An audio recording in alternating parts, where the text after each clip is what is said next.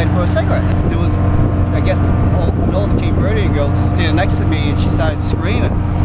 And I said, what happened to the guy that was waiting for the train? And she said, he jumped in front of the train. And that was that. So he was with a couple of girls before, and they were arguing? Yeah, they were arguing and everything else. And then one of the girls started hitting him and said, go away, leave me alone. He said that? Or yeah, he did. He said, I'm not going to hit you because you're a female. And she just kept on slapping him. Of